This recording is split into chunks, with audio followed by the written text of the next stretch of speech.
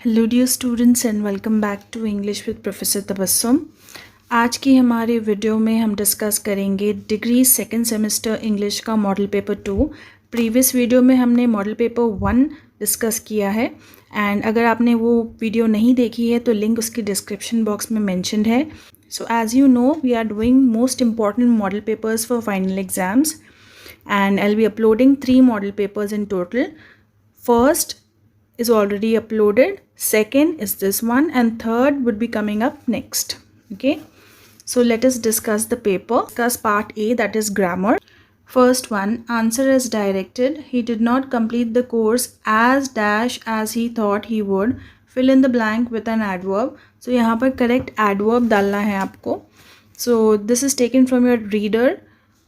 So correct answer would be easily. Okay, he did not complete the course as easily as he thought he would. Second one, I reached on time because I left home dash.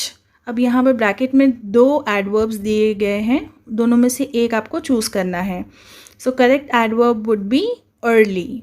I reached on time because I left home early. Where dash you see my phone? Fill in the blank with an auxiliary verb. Auxiliary verb यानी कि helping verb. So यहाँ पर correct helping verb होगा did. So where did you see my phone? Mehraj dash reached yet. He is late as usual. Has, hadn't, hasn't, wouldn't. Choose the correct one. सो आपको correct यहाँ पर auxiliary लगाना है. तो वो अभी तक नहीं पहुँचा है कहने को हम क्या कहेंगे? हैज़ंट.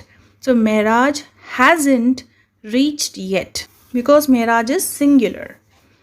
Okay, bit number 2, answer as directed. Algebra, identify the loner of the word. Loner यानी कि आपको लैंग्वेज पहचाननी है. तो एल्जिब्रा जो है वो अरेबिक लैंग्वेज से लिया गया है. So correct answer is Arabic. Second one, balcony. Identify the loner of the word. Now, balcony is an Italian word. So, correct answer is Italian. Third one, edutainment. Split the portmanteau word into its original words. यानी कि ये 2 words को मिलाकर ये word बनाया गया है edutainment. अब आपको 2 words जो है उसे separate करना है. So, 2 words क्या होंगे? एक तो होगा education, दूसरा क्या होगा? Entertainment. Okay, so education plus entertainment is the correct answer. Next one, picture plus element. Create a portmanteau word. यानी कि picture और element को मिलाकर आपको एक नया word बनाना है, that is portmanteau word. So correct answer is pixel. Pixel. Okay. Bit number 3, answer as directed. The room was filled with deafening silence. Identify the literary / figure of speech. तो आपको पहचानना है इस सेंटेंस के अंदर कौन सा figure of speech है. तो the room was filled with deafening silence. तो deafening silence जो है ये एक oxymoron है. अगर आपको इन ग्रामर टॉपिक्स के बारे में नॉलेज नहीं है तो लिंक जो है वो डिस्क्रिप्शन बॉक्स में दी गई है. You can learn about each and every topic. Okay, just follow the play list. Next one, he was the most learned fool in the country.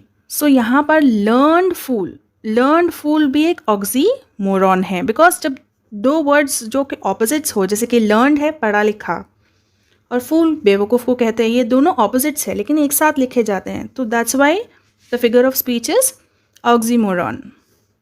This city is a concrete jungle. Identify the figure of speech. Concrete jungle. Okay, so it is a metaphor.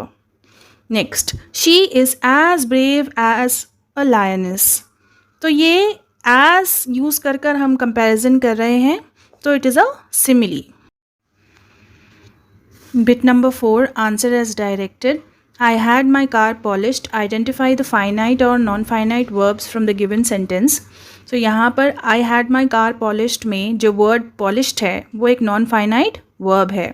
तो आपको कभी कभी sentence में एक देता है यानी कि फाइनाइट वर्ब दे सकता है या फिर नॉन फाइनाइट वर्ब दे सकता है या फिर कभी कभी दोनों भी दे सकता है.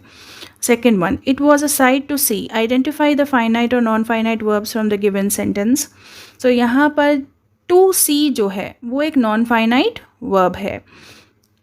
अगर आपको इस टॉपिक के बारे में ज़्यादा जानना है, नॉन फाइनाइट और finite verbs, then link is provided in the description box below. You can follow that.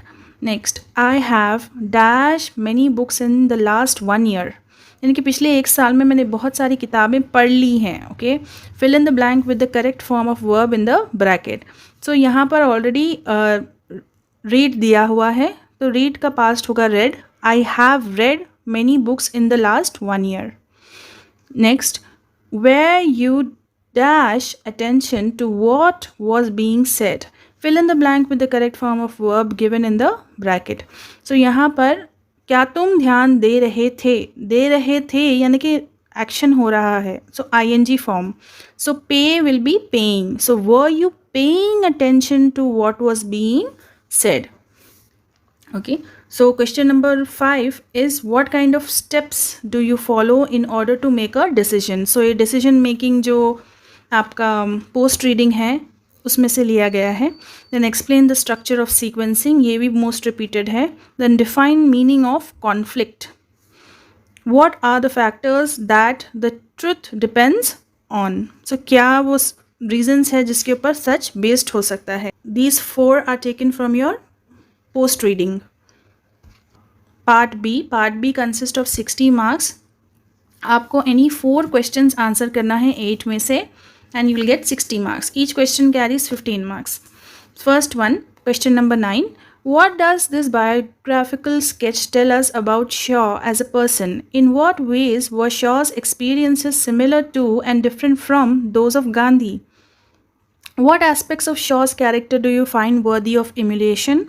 So ये जो है यूनिट 4 से लिया गया है. क्वेश्चन नंबर 1 है ये यूनिट 4 का. Then question number 10. What is the significance of the last 4 lines of the poem, the felling of the banyan tree? How does it relate to the rest of the poem? ये जो है unit 1 से लिया गया है. Question number 1 है ये unit 1 में. Then question number 11. Discuss the realizations that come upon the speaker during his walk in the poem A Walk by the Moonlight. सो ये यूनिट 2 से लिया गया है. यूनिट 2 का क्वेश्चन नंबर 2 है ये. Then question number 12. Which language has not been the oppressor's tongue? What do you think the poet is trying to say here? Do you agree with the poet? Justify your answer. ये unit 3 से लिया गया है. Unit 3 का question number 3 है ये. Next one. What does Lady Macbeth tell us about her husband's nature? ये unit 4 से लिया गया है. क्वेश्चन नंबर 3 है. Then question number 14. Write a detailed character sketch of the banker. Is there any change in his character at any point in the story The Bet? ये unit 1 से लिया गया है. Question number 2. Then question number 15. How the language is looted and killed? ये unit 3 से question number 1 है. Then question number 16. What reasons does Sahasranamam provide for the speedy development and deployment of the innovative ideas listed in his essay?